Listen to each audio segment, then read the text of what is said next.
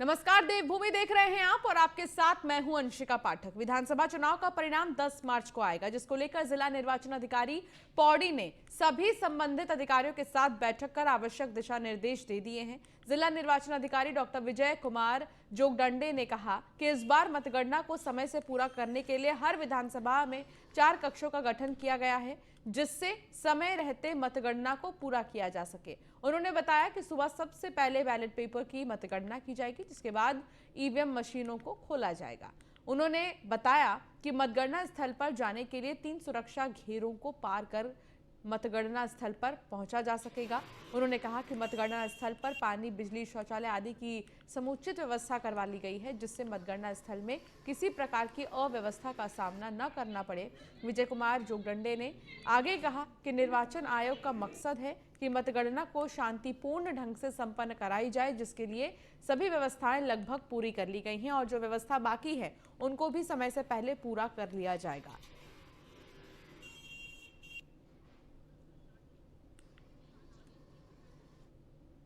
समय जहां पर हमको ईवीएम काउंटिंग करनी है और जहां पर हमें पोस्टल बैलेट काउंटिंग करनी है, उस स्थान को मैंने आज निरीक्षण किया।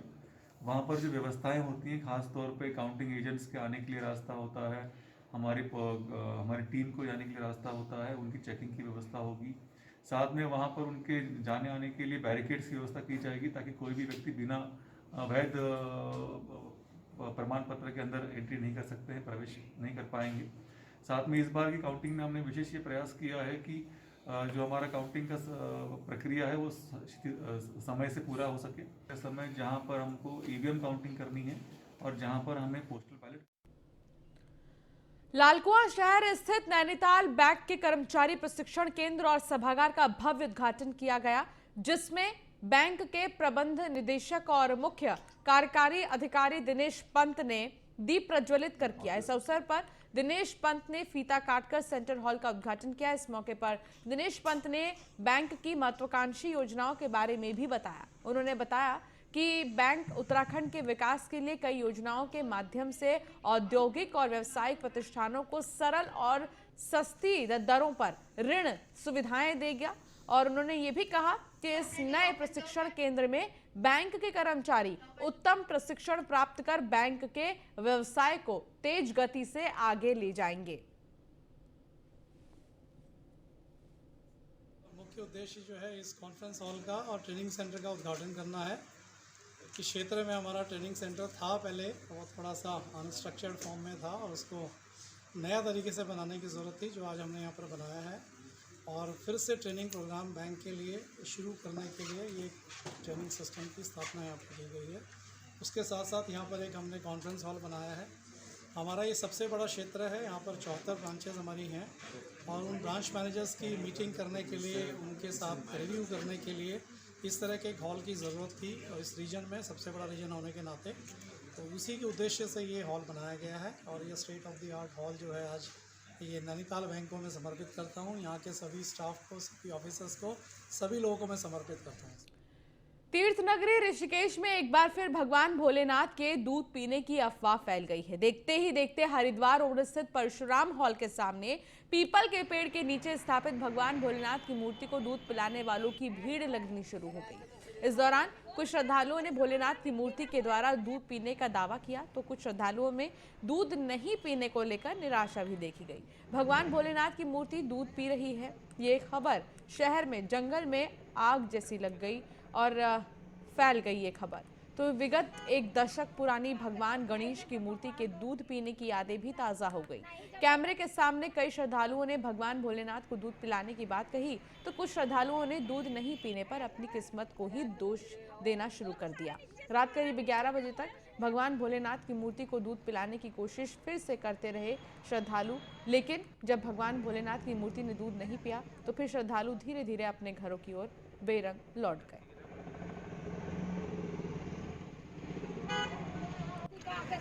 लड़की ने बताया था मेरे को कि ये भोले बाबा दूध पी रहे। मैं आई तो मैं कहा आप तुझे किसने बताया? कह रहे वहाँ डोई वाले से फ़ोन आया, मुझे उसने बताया। तो भाई हमने पिलाया तो भोले बाबा ने दूध पिया। हमारे घर पे किसी ने खबर दी कि भोले बाबा दूध पी रहे हैं, तो हम भी देखने आए थे। स्टार्टिंग में तो थोड़ा थोड़ा पी रहे थे, फिर बाद में तो इन्होंने पिलाया, पर इनका तो पिया नहीं। अब पहले अलग हुआ, अब अलग हुआ। हमने सुना कि भोले बाबा दूध पी रहे हैं, इसलिए हम भी आए श्रद्धा से दूध पिलाने की, चलो हमारे हाथ से भी पिए। अब पता नहीं भाई हमारी श्रद्धा में कमी है कि क्या है, भोले बाबा जी ने पिया नहीं हमारे हाथ से दूध। लड़की ने भारत सरकार की ओर से चलाए जा रहे ऑपरेशन गंगा के तहत हर दिन यूक्रेन में फंसे भारतीय नागरिकों की वतन वापसी हो रही है। यूक्रेन में फंसे 4 छात्रों के साथ एक अन्य व्यक्ति भी अपने घर रुद्रप्रयाग पहुंच गया है। इनमें अंकित चंद्रा और अवंतिका भट्ट, लिपिक्षा कुंवर और उत्कर्ष शुक्ला और सिंह के घर पहुंचने से परिजनों में खुशी है। घर लौटने पर इन सभी ने भारत सरकार और प्रधानमंत्री नरेंद्र मोदी का धन्यवाद किया। साथ ही छात्रों ने भारत सरकार से कहा है कि उनके साथ के अभी भी और भी छात्र यूक्रेन में फंसे हुए हैं, जो बंकरों में रहकर रात काट रहे हैं, उन्हें भी किसी भी हाल में वापस लाया जाए। बता दें कि रूस के हमले के बीच यूक्रेन में फंसे रुद्रप्रयाग जनपद के 4 छात्रों के साथ ही एक और व्यक्ति भी यूक्रेन में फंसा था, जिन्हें वापस लाया जा चुका है। घर पहुंचने के बाद जहां परिजनों ने राहत की सांस ली है, छात्र अपने साथ घटित घटना को परिजनों को बता रहे हैं। वहीं आपको बता दें कि एक निवासी अंकित चंद्र ने बताया कि वे 7 दिनों के ट्रैवल के बाद अपने घर पहुंचे हैं। युद्ध ने सब कुछ बर्बाद कर दिया। बम धमाकों से यूक्रेन गूंज रहा है। पहले हॉस्टल में फंसे रहे, उसके बाद बंकर में शिफ्ट किया गया। खाने की बहुत समस्या भी हुई है। सर, जो सबसे पहले हमारे सामने जो दिक्कत आई थी वो था खाना पानी का, कि जैसे ही अटैक हुआ लोगों ने तुरंत अपना राशन पानी भर दिया था। और एज वी आर फॉरेनर तो हमको मतलब इतना नॉलेज नहीं था कि हमको क्या करना है क्या नहीं करना है। जैसे हमको सुनने में आया उसके हिसाब से हमने भी जितना रखना था चावल आटा हमने रख दिया। लेकिन उसके बाद हमको रूम में ही नहीं जाने दिया गया हॉस्टल के द्वारा। उन्होंने कहा कि कभी भी रशिया अटैक कर सकता है, क्योंकि बिल्डिंग्स को भी तहस नहस कर रहा था वो। तो हमको एक ही गोद दिया जा रहा था कि आप बंकर्स में रहिए। तो बंकर्स में ना ही हमारे पास कुछ पकाने का साधन था, ना ही लाइट था, ना ही कुछ था, ना ही हम कुछ बना पा रहे थे अंदर। तो वो खाना भी हमारा वैसे वेस्टेज हो गया। दूसरा सबसे प्रॉब्लम जो था वो था बॉर्डर तक पहुंचने का। स्टार्टिंग में हमको जब हमने गवर्नमेंट से बात करी कि सर क्या किया जाए, या हमने एम्बेसी को कॉल करने की ट्राई करी, तो उन्होंने भी एक ही चीज़ कहा कि अभी आप सेफ़ रहिए, जहां आप हैं आप उधर ही रहिए, अभी आपको कहीं आने की ज़रूरत नहीं है। लेकिन जब कंडीशन बद से बदतर होने लगी तो उसके बाद एम्बेसी ने कहा कि आप किसी भी हालात में बॉर्डर तक पहुँच जाइए।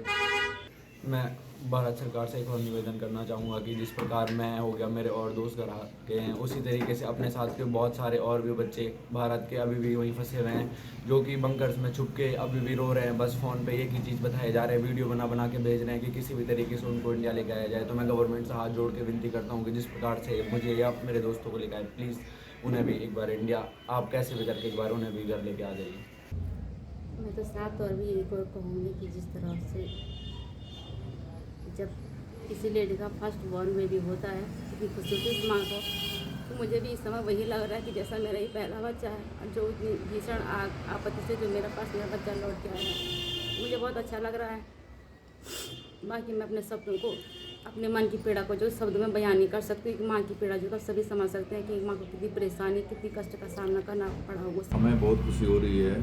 और मैं सबसे पहले इलेक्ट्रॉनिक मीडिया, प्रिंट मीडिया, जितने हमारे जितने जनपद के जनप्रतिनिधि हैं और भारत सरकार में मैं जितने भी जनप्रतिनिधि हैं, मैं सभी का अपने तहे दिल से स्वागत करता हूं, जिनके सहयोग से मेरा बेटा सकुशल अपने वतन लौट आया है। जब से हमने 24 तारीख से सुना क्या गुजरी होगी हम पे, हम माँ बाप थे, हमारी तो कमरी टूट गई थी। और जब बेटे ने कहा कि मैं बॉर्डर पार हो गया हूँ, तब थोड़ा रिलैक्स मिला। लालकुआं में हर साल की तरह इस साल भी किन्नर समाज के लोगों ने क्षेत्र की खुशहाली, तरक्की, आपसी सौहार्द और बेहतर स्वास्थ्य की कामना को लेकर गोलापार के बागजाला स्थित शिव बागनाथ मंदिर में पूजा अर्चना की और कन्या पूजन के बाद विशाल भंडारे का आयोजन भी किया है। इस दौरान किन्नर समाज की प्रमुख किन्नर कशिश मौसी ने किन्नर समाज और आम लोगों से धार्मिक सामाजिक कार्यों में बढ़ चढ़कर हिस्सा लेने के अलावा गरीबों और निर्धन लोगों की मदद करने की अपील की। तो वहीं किन्नर समाज के कार्यों की तारीफ करते हुए भाजपा नेता बसंत आर्य ने कहा कि किन्नर समाज आज पीछे नहीं है। उन्होंने कहा कि किन्नर समाज ने जिस तरह से हर साल मंदिरों में भंडारे का आयोजन और गरीबों को भोजन, कपड़े बांटकर एक मिसाल पेश की है, उससे किन्नर समाज की चारों तरफ सराहना की जा रही है। ब्रिटिश किन्नर, मैं हल्द्वानी उत्तर उजाला सनी बाज़ार रहती हूँ। छंगा माई की चेला हूँ, इस इलाके की हेड भी हूँ। और क्या बोलते हैं, मैं हर साल भंडारा, जागरण जो भी होता है मैं सहयोग करती हूँ हर चीज़ में। और गरीब लड़की की शादी होती है उसके मैं भी जाती हूँ, उनको भी देती हूँ। मतलब मैं चाहती हूँ जितना ज़्यादा से ज़्यादा मैं दान पुण्य करना चाहती हूँ जैसे। और मैं चाहती हूँ कि हमेशा मेरा जजमान ठीक ठाक रहे, कभी उसे परेशानी नहीं आए। और मैं चाहती हूँ वो हमेशा खुश रहे, आबाद रहे। कोई दुख आता हो तो उसके ऊपर से दुख भाग जाए। हमारी यही दुआ है, हम यही दुआ करते हैं भोलेनाथ से भी, माता रानी से भी। हमारी यही प्रार्थना है कि सब जजमान में ठीक ठाक रहे। हम लोगों द्वारा जो है कशिश मौसी जी से जो है काफ़ी सहयोग मिल रहा है। इनने इससे भी पहले जो है जागरण कराया था, शिव बागनाथ मंदिर है। इन लोगों द्वारा धार्मिक कामों को जो है बढ़ावा दिया जा रहा है बहुत बढ़िया करके। हम लोग इनके सहयोग में लगातार जो है इस कार्य को कर रहे हैं, भंडारा कर रहे हैं। बड़ा अच्छा लगता है कि अगर ये समाज भी अगर हम लोगों के साथ जुड़कर इतना बड़ा कार्य कर रहा है तो हम लोग जो परिवार वाले लोग हैं उन लोगों को भी इनका सहयोग और साथ देना चाहिए हर हमेशा। यही हमारा जो है उद्देश्य हर किसी से है कहने का कि वो लोग जो है इन लोगों को अपने साथ जोड़कर एक बहुत अच्छा समाज में जो है हम संदेश दे सकते हैं। रुद्रप्रयाग के गुप्तकाशी छेनागाड़ मोटर मार्ग पर एक मैक्स वाहन दुर्घटनाग्रस्त हो गई, जिसमें चालक की मौके पर ही मौत हो गई। दुर्घटना के कारणों की जांच की जा रही है। आज सुबह गुप्तकाशी से छेनागाड़ जा रहा मैक्स वाहन छेनागाड़ से लगभग 2 किलोमीटर पहले दुर्घटनाग्रस्त होकर 150 मीटर गहरी खाई में जा गिरा। इसके बाद स्थानीय लोगों की सूचना पर गुप्तकाशी और पुलिस DDRF की टीम मौके पर पहुंची और फौरन शव को कब्जे में लेकर आगे की कार्रवाई शुरू कर दी है।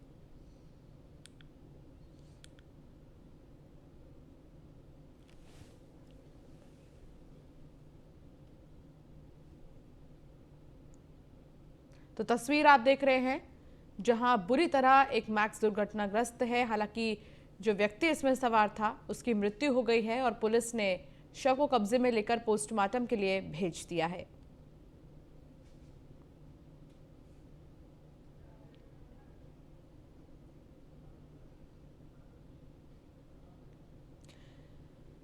ऋषिकेश नगर निगम प्रशासन ने चारधाम यात्रा की तैयारियों को रफ्तार दे दी है। महापौर अनीता ममगाई ने निगम अधिकारियों के साथ बैठक की और उनसे चारधाम यात्रा की तैयारियों का फीडबैक लेकर उन्हें आवश्यक दिशा निर्देश भी दे दिए हैं।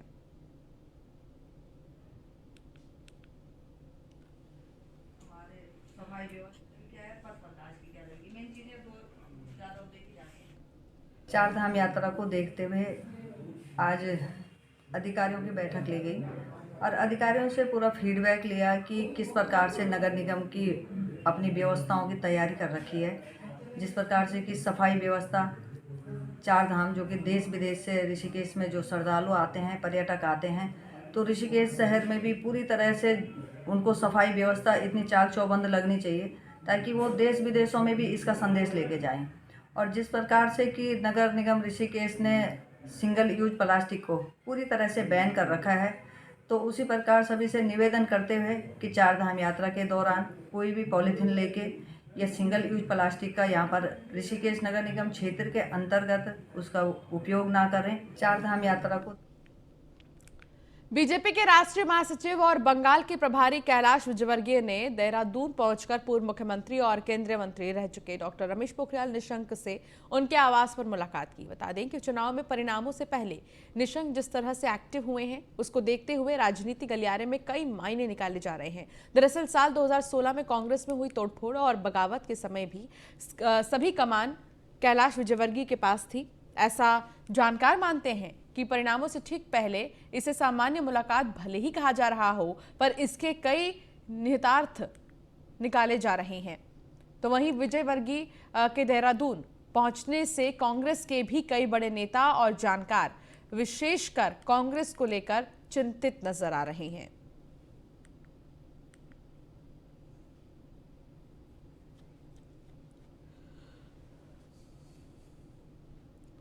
तो वहीं हरबंश सिंह एसपी सिटी ने आज कोतवाली लाल कुआं का मुआयना किया और कोतवाली परिसर के चारों तरफ घूमने के बाद सभी प्रकार की चीजों का जायजा लिया। साथ ही उन्होंने कोतवाली परिसर के अधिकारियों और कर्मचारियों के बैरिक और कमरों का भी जायजा लिया है। हरबंश सिंह ने कहा कि समय समय पर इस तरीके के मुआयने किए जाते हैं और कोतवाली में रखे तमाम चीजों का जायजा भी लिया जाता है।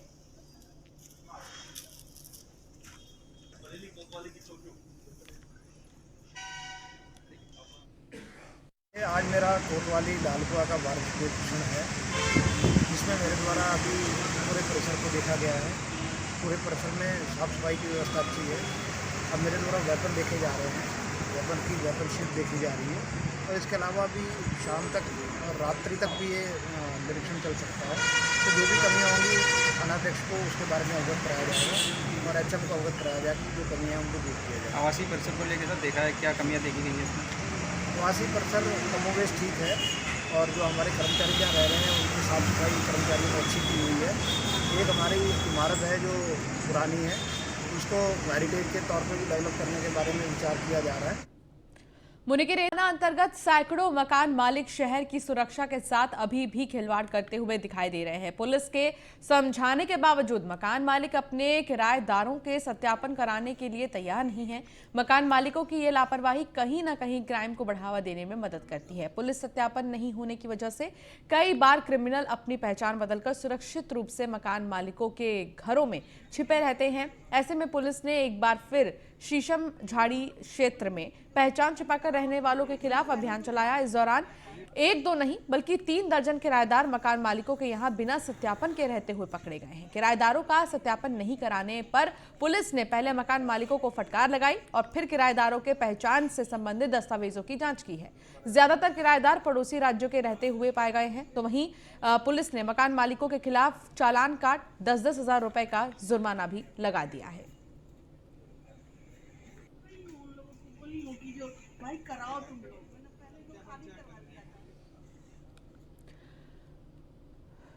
डोईवाला के बीएसएफ इंस्टीट्यूट ऑफ एडवेंचर और एडवांस ट्रेनिंग सेंटर में टेकनपुर बीएसएफ एकेडमी के 332 प्रशिक्षुओं ने ट्रेनिंग ली है। सब इंस्पेक्टरों ने 7 दिन का साहसिक और जोखिम भरा प्रशिक्षण पूरा किया। ट्रेनिंग प्रोग्राम को 2 ग्रुप में समाप्त किया गया है, जिसमें 2 भागों में बटे 116 प्रशिक्षु बीएसएफ अधिकारियों ने कठिन चुनौतियों का सामना करते हुए उच्च मनोबल के साथ अपना प्रशिक्षण पूरा किया। बता दें कि ट्रेनिंग के दौरान Shivpuri white water rafting, Yamuna bridge river crossing समेत रॉक क्लाइंबिंग जैसी कई ट्रेनिंग की भी शिक्षा दी गई है। इसके अलावा रेस्क्यू से संबंधित जानकारी देकर प्रशिक्षुओं को आपदा के समय अपनी सुरक्षा के साथ दूसरों की मदद करने के गुण भी सिखाए गए हैं।